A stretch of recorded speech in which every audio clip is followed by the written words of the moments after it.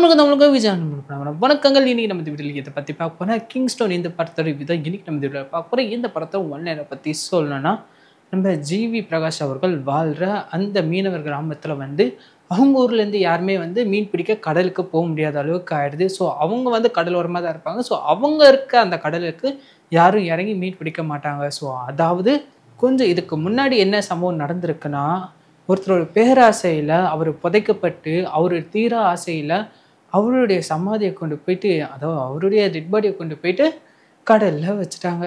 So அதனால் அந்த கடலுக்கு யாருமே போக முடியாத அளவுக்கு ஆயிடுது. ஸோ யாராவது போனாங்கன்னா உசுரோடு திரும்பி வர முடியாது. ஸோ அதனாலேயே அந்த கடலுக்கு போகிறதுக்கு தடை விதிச்சுட்டாங்க, மீன் பிடிக்க போகக்கூடாதுன்னு சொல்லி.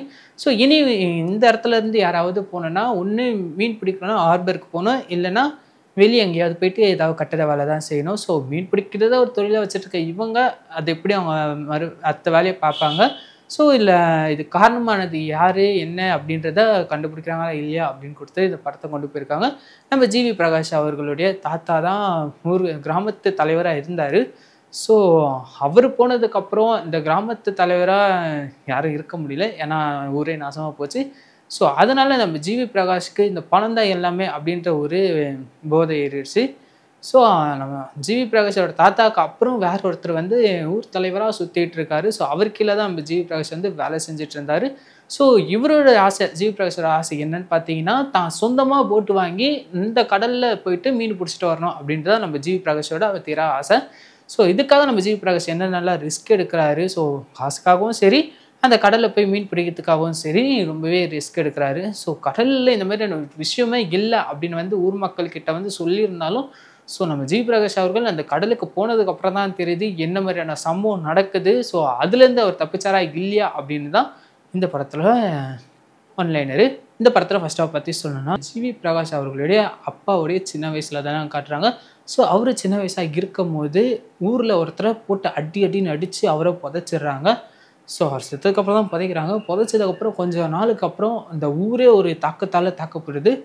ஸோ அந்த தாக்கம் அடங்காமல் அந்த பெட்டி பார்த்திங்கன்னா சும்மா ரத்தம் வெறி கேட்டு அப்படி கொதிச்சுது.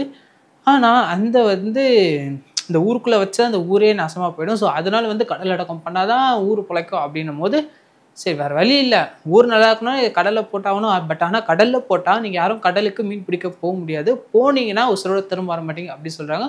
ஸோ வேறு வழி இல்லாமல் இந்த பணத்தை கொண்டு போய் கடலில் போட்டு கடல் அடக்கம் பண்ணிடுறாங்க. இந்த கடல் அடக்கம் பண்ணதுக்கப்புறம் ஊர் நல்லா தான் இருக்குது. பட் ஆனால் எவனும் கடலுக்கு போக முடியல, கடலுக்கு போனால் எவனும் உசுரோடு வரதில்லை. ஸோ அதனாலேயே பார்த்திங்கன்னா பாதி பேர் மீனவர்கள் தொழிலை விட்டுட்டு வேற ஒரு வேலைக்கு போயிட்டாங்க. இன்னும் சில பேர் சில பேருக்கு அடிமையாக போயிட்டாங்க மீன் பிடிக்கிறதுக்கு. ஸோ இந்த மாதிரியான கொஞ்சம் பேராக பிரிஞ்சு இந்த கிராமத்துலேருந்து எல்லாம் போயினாங்க. பட் ஆனால் நம்ம ஜிவி பிரகாஷ் மட்டும் நான் மறுபடியும் கடலுக்கு போய் எங்கள் அப்பாவுக்கு என்னாச்சு நான் தெரிஞ்சுப்பேன் அப்படின்னு ரொம்ப ஆர்வத்தில் இருக்காரு அவர் சின்ன வயசுலேயே. ஸோ அதுக்கப்புறம் அவர் அவருடைய தாத்தா கிட்ட கேட்குறாரு, என்ன ஆச்சு இப்படி ஆச்சு. ஸோ அவர் சொந்த தாத்தா இல்லை, ஸோ நம்ம ஜிவி பிரகாஷ் தாத்தா கிட்ட வேலை செஞ்சுட்டு இருந்த ஒருத்தர்கிட்ட தான் நம்ம ஜிவி பிரகாஷ் அவர்கள் வளர்றாரு. ஸோ அவர்கிட்ட தான் கேட்டு நிறைய விஷயங்கள் தெரிஞ்சுக்கிறாரு. ஸோ அதுக்கப்புறம் நம்ம ஜிவி பிரகாஷ் அவர்கள் ஒரு சொந்தமாக ஒரு போட்டு வாங்கி இந்த கடலை விட்டு மீன் பிடிக்கணும்னு சொல்லி ஆசைப்படுறாரு. ஸோ அதுக்கான நிறைய வேலைகள் பார்க்குறாரு. எந்த வேலை கிடைச்சாலும் செய்வாருங்க. ஒரு பொணத்துக்கு ஒருத்தர் காசு கொடுத்து அனுப்புவார். ஸோ அந்த காசை வச்சு சூதாடி அது மூலிமா கூட சம்பாதிப்பார். இந்த மாதிரி ஜிவி பிரகாஷோட வாழ்க்கை கொஞ்சம் இதுவாக போயிட்டு இருந்தது. அது மட்டும் இல்லாமல் கொஞ்சம் ரொமான்டிக்காகவும் போயிட்டு இருந்தது. ஏன்னா நம்ம திவ்ய பாரதி அவர்கள் இருக்கார்களே, ஸோ அவங்க கூட ஃபர்ஸ்ட் ஆஃப் வரைக்குமே கொஞ்சம் சண்டை தான் போகின்றது. ஸோ ஃபர்ஸ்ட் ஆஃப் முடிஞ்சு செகண்ட் ஆஃப் தாங்க சும்மா த்ரில்லராக பயங்கரமாக ஆரம்பிச்சு. ஏன்னா ஃபர்ஸ்ட் ஆஃப் வரைக்குமே பார்த்தீங்கன்னா கடல் இல்லாமல் கடலில் கொஞ்சம் காட்டியிருந்தாலும் மீது எல்லாமே தரையிலே தான் போயிட்டு இருந்து. பட் ஆனால் செகண்ட் ஆஃப் தரையில் கொஞ்சமாக இருந்தாலும் ஃபுல் அண்ட் ஃபுல் கடலில் தான் காட்டியிருக்காங்க. ஸோ நம்ம ஜிவி பிரகாஷ் அவர்கள் கடலை எடுத்துக்கிட்டு அந்த பெரிய மனுஷனும் கப்பலை போட்டுக்கிட்டு கப்பலோட கிளம்பி கடலுக்கு போயிடறாங்க. இந்த ஊர் மக்கள் சொன்னதெல்லாம் போய் நான் சொல்கிறதான் உண்மை சொல்லி நிரூபிக்கிறதுக்காக கடலில் போய் மீன் பிடிக்க போகிறாரு நம்ம ஜிவி பிரகாஷ் அவர்கள். போன இடத்துல என்னென்ன சம்பவம் நடக்குது, அவர் நினச்ச மாதிரியே அங்கே போய் இருக்கா இல்லையா, அப்படி வந்திருந்தால் அது எப்படி சமாளிக்கிறாருன்னெலாம் பயங்கரமாக கொடுத்துருக்காங்க. அட்லீஸ்ட் ட்ரைலர் பார்க்கும் போதே தெரிஞ்சிருக்கோம் அங்கே போய் இருக்கிறது உண்மைன்ட்டு. ஸோ அதுலேருந்து நம்ம ஜிவி பிரகாஷ் அவர்கள் இப்படி தப்பிக்கிறாரு அப்படின்னு பயங்கரமாக கொடுத்துருந்தாங்க. அதை தாண்டி நம்ம திவ்ய பாரதி அவர்களை சொல்லணுங்க. ஸோ ஃபர்ஸ்ட் ஹாஃப்ல அவங்களுக்கு சாங்கில் ஈட்டிக்கு போட்டு அடிச்சுக்க தான் இருந்தாங்க. ஸோ செகண்ட் ஹாஃபில் தான் அந்த ராசா ராசா அந்த சாங்கை கடலில் கொடுத்துருந்தாங்க. ஸோ அதுக்கப்புறம் நம்ம திவ்ய பாரதி அவர்களை பற்றி சொல்லணும்னா, இவங்களுக்கு ஒரு ஃபைட் சீக்வன்ஸ் கொடுத்துருக்காங்க.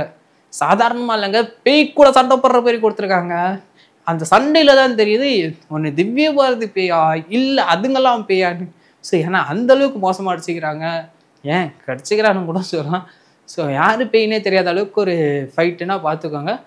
ஸோ இதுக்கப்புறம் நம்ம ஜிவி பிரகாஷ் அவர்கள், நம்ம திவ்ய பாரதி அவர்கள், நம்ம ஜிவி பிரகாஷ் கூட வந்து அவங்களோட ஃப்ரெண்ட்ஸ்லாம் அங்கேருந்து எப்படி தப்பிக்கிறாங்க, அவங்க எப்படி அந்த இடத்துல மாட்டுறாங்க அப்படின்னாலும் செம்ம த்ரில்லிங்காகவும் நல்லாவே காட்டினாங்க. ஒரு பைரட்ஸ் ஆஃப் த கரீபியன் படம் பார்த்தா எப்படி இருக்குமோ அந்த மாதிரி கொடுக்க ட்ரை பண்ணியிருக்காங்க. பட் பெஸ்ட்டு ட்ரை தான். இந்த படத்தை கேஸ்ட் குரூப் பற்றி சொன்னால் நம்ம ஜிவி பிரகாஷோட ஆக்டிவைஸ் ரொம்ப நல்லா இருந்துச்சு. ஸோ அவருடைய அந்த ஃபைட் பண்ணுற சீன்ஸாக இருக்கட்டும், இல்லை எமோஷனலாக இருக்கட்டும், ஸோ தன் கூட வந்த ஒருத்தர் இறந்துட்டான் அப்படின்னு தெரிஞ்சதுக்கப்புறம் அவருக்குள்ளே ஏற்படுற இந்த எமோஷனலில் காட்டின விதங்களாக இருக்கட்டும், இது எல்லாமே வந்து நல்லாவே இருந்து ரொமான்டிக் சைடும் நல்லாவே காட்டியிருக்காரு. ஸோ பேயை பார்த்து அதுக்கு சண்டை போடும்போது அந்த சீன்ஸும் ரொம்ப நல்லா இருக்குது. ஸோ ஓவராலாக நம்ம ஜிவி பிரகாஷோட ஆக்டிவைஸ் கிழிச்சிட்டாருங்க. அதேமாதிரிலாம் நம்ம திவ்ய பாரதி அவர்களும் பார்த்தீங்கன்னா ஒரு கட்டத்தில் நம்ம திவ்ய பாரதி அவர்களை படகுல கட்டி சும்மா இந்த தண்ணியில் விட்டுறாங்க. எதுக்குன்னு பார்த்தீங்கன்னா இந்த கடல் அப்படின்றது வந்து அங்கேருந்து எதுவும் வந்து இங்கே கிராமத்தில் இருக்கிறவங்களை அடிச்சிடக்கூடாதுன்னு கிராமத்தில் இருக்க சில பேர் வந்து கண்ணி கிடையாத பொண்ணுங்களை கடத்தி கொண்டு போயிட்டு அந்த கடலை இறக்கி விட்டுருவாங்க, அதாவது கடலுக்கு நீந்தி விட்டுருவாங்க அப்படின்னு கூட சொல்லலாம். அதுக்கப்புறம் எந்த ஒரு சாவும் வராமல் இருக்கிறதுக்காக அதனால் வந்து நம்ம திவ்ய பாரதி அவர்களையும் விடுறாங்க. ஸோ ஆனால் நம்ம ஜிவி பிரகாஷ் எப்படியோ காப்பாற்றிறாரு. ஆனால் அந்த காப்பாற்றினதுக்கப்புறம் நம்ம ஜிவி பிரகாஷ் கூட அந்த செகண்ட் ஹாஃபில் ட்ராவலிங்கில் வந்து அவங்களோட எமோஷனலாக இருக்கட்டும், இல்லை அவங்க காட்டின பர்ஃபார்மன்ஸ் எல்லாமே நல்லா இருந்துச்சு. ஸோ ரொமான்டிக் சீனும் பக்கம் ஒர்க் அவுட் ஆயிருந்துச்சு. ஸோ ராசா ராசா சாங்க்கு ரொமான்ஸ் சொல்லவே வேணும், அந்த அளவுக்கு க்ளோஸாக இருந்துச்சு. ஸோ ஃபைட் சீனும் ரொம்ப நல்லாவே கொடுத்துருக்காங்க. ஓவராலாக அவங்களோட ஆக்டிவைஸ் ரொம்ப நல்லா இருக்குது. அப்புறம் சேத்தன் அவர்கள் தாத்தா வந்திருக்காரு, பா என்னமா நடிப்பு பா உண்டு அப்படின்ற மாதிரி. ஸோ அவரோட ஆக்டிவைஸ் ரொம்ப நல்லாவே இருக்குது. இவருக்கு ஒரு சர்ப்ரைஸ் கேரக்டர் இருக்குது. ஸோ அது ரொம்ப நல்லாவே பதிக்காரு நம்ம சேத்தன் அவர்கள். ஸோ நம்ம சேத்தன் அவர்கள் ஒருத்தர்கிட்ட உதவி கேட்க போவார். ஸோ அவரோட ஆக்டிவைஸ் ரொம்ப பக்காவும் சூப்பராக இருந்துச்சு.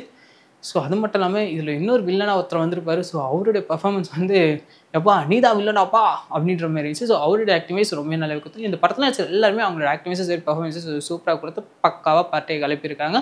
இந்த படத்தோட டேரக்டர் கமல் பிரகாஷ் அவர்களை பற்றி சொல்லணும்னா இந்த படத்தோட ஸ்கிரிப்ட் எடுத்துகிட்டு போன விதம் ரொம்ப நல்லா இருந்துச்சு. பட் ஆனால் பேய் கூட ஃபைட் பண்ணுற அனலிசின் கொஞ்சம் நல்ல ரிலேட்டிவாக காட்டியிருந்தா நல்லாயிருக்கும். ஏன்னா பேய் வந்து நம்மளை அடிக்க முடியும், ஆனால் நம்ம பேய் அடிக்க முடியுமா அப்படின்னு ஒரு கேள்வி இருக்குது. ஸோ அதுக்கு நம்மளால் முடிஞ்சு தான் பேயை போட்டு குமுறு கஞ்சி காசுன்ற மாதிரி காட்டியிருக்காங்க. ஸோ அதை கொஞ்சம் ரியாலிட்டிக்காக காட்டியிருந்தால் நல்லா இருந்திருக்கும் அப்படின்னு தான் தோணுச்சு. பட் ஆனால் பேய் கூட சண்டை போடுறதுலாம் ஒரு இதுவாக இருந்தது. சரி விடுங்க. இந்த படத்தில் அவர் கொண்டு போன ஸ்கிரிப்ட் அண்ட் கதை எல்லாமே ஒர்க் அவுட் ஆகிருக்கு. ஸோ கடலில் என்ன நடக்குது, ஸோ இதனால் மக்கள் எந்த அளவுக்கு பாதிக்கப்படுறாங்கன்னு சொன்ன விஷயங்கள் ரொம்ப நல்லா இருக்குது. ஒருவேளை இது எங்கேயாவது நடந்திருக்கலாம். இந்த மாதிரி நிறைய இடங்களை பார்த்துருக்கிறது எனக்கு ஒரு ஞாபகம் சில செய்திகளில். ஸோ அதை வச்சு இவர் ஒரு விஷயத்தை உருவாக்கியிருக்காரு. ஸோ ஒரு ஹாலிவுட் படத்தில் நம்ம பார்த்துருப்போம் இந்த மாதிரி கடலுக்குள்ளே போயிட்டு அங்கே இருக்க சில விஷயங்கள் மர்மமான விஷயங்கள் நடக்கிறது. ஸோ இது வந்து இங்கே நடக்கிறது ஒரு ஃபர்ஸ்ட் டைம். ஸோ ஒரு பெஸ்ட் ட்ரை அப்படின்னு தான் நான் சொல்லுவேன். இந்த படத்தை டிஓபி கோகுல் அவர்கள் ரொம்ப நல்லாவே பண்ணியிருக்காரு. அந்த கேமரா ஒர்க்கிங்காக இருக்கட்டும், ஸோ அந்த கடல் சீன்ஸாக இருக்கட்டும், இந்த மாதிரி நிறைய இடங்கள் அவருடைய கேமரா ஒர்க்கிங் பெஸ்ட்டாக காட்டியிருக்காரு. ஸோ ஒரு பேயை காட்டுற அந்த ஹாரர் சீன் வரதா இருக்கட்டும், ஸோ அது மட்டும் இல்லாமல் நம்ம திவ்ய பாரதி ஜிவி பிரகாஷ் அவர்கள்லாம் கடலில் போயிட்டு அந்த பயப்படுற சீனாக இருக்கட்டும். ஸோ இதெல்லாம் வந்து பார்க்குறதுக்கு உண்மையாகவே அது வந்து கடலில் எடுத்ததா இல்லை வந்து தரையில் நிற்க வச்சு எடுத்ததா அந்த மாதிரி இருக்குது. ஸோ அந்தளவுக்கு அவருடைய கேமரா ஒர்க்கிங் ரொம்பவே நல்லாவே காட்டியிருக்காரு. இந்த படத்தோட எடிட்டர் சான் லோகேஷ் அவர்கள். ஸோ இந்த படத்தோட எடிட்டிங் ஒர்க் ரொம்பவே நல்லா இருக்குது. அதாவது கட்டிங்ஸ் ரொம்ப அழகாக வந்து கொடுத்துருக்காரு, மக்களுக்கு புரிகிற மாதிரி இருக்குது. ஸோ எடிட்டிங் வைஸ் இவரோட ஃபோக்கஸ் ரொம்ப நல்லாவே இருக்குது. ஸோ கடலில் எடுத்ததா இல்லை ரியலாக வந்து எங்கேருந்து எடுத்தாங்க அப்படின்னு கண்டுபிடிக்கிறது கஷ்டம். ஏன்னா முழுக்க முழுக்க வந்து கடலில் எடுத்த மாதிரி அந்த ஃபீல் கொடுத்துருக்காங்க, அது ரொம்ப கஷ்டம். ஆனால் இந்த படத்தில் அது பார்க்கறதுக்கு ரொம்ப அழகாகவே இருந்தது. அண்ட் ஸ்பெஷலி இன்னொருத்தர் யாருன்னு பார்த்தீங்கன்னா இந்த படத்தோட மியூசிக் டைரக்டர் நம்ம ஜிவி பிரகாஷ் அவர்கள் தான். ராசா ராசா அவருக்கு ஏற்ற மாதிரி அவரோட சாங் வந்து பக்காவாக பயங்கரமாக கொடுத்துருக்காரு. ஸோ இந்த படத்தில் அந்த பேக்ரவுண்ட் ஸ்கோராக இருக்கட்டும், ஸோ படத்தில் வர மியூசிக் டைரக்டர் இது எல்லாமே நம்ம ஜிவி பிரகாஷ் அவர்கள் தான் ஹேண்டில் பண்ணியிருக்காரு. ஸோ ஒரு நல்ல ட்ரை. அண்ட் ஆனால் நம்ம ஜிவி பிரகாஷ் அவர்களோட மியூசிக் குறை சொல்ல முடியுமா, பக்காவாக பட்டையை கிளப்பியிருக்காருங்க. ஸோ ஆக்டிங் வைஸும் பக்காவாக இருக்குது, ஸோ மியூசிக் வைஸும் பக்காவாக கொடுத்து நம்ம ஜிவி பிரகாஷ் அவர்கள் வேறு லெவலில் பண்ணியிருக்காரு. ஸோ இது ஃபேமிலியோடு பார்த்து என்ஜாய் பண்ணுற மாதிரி தான் இருக்குது.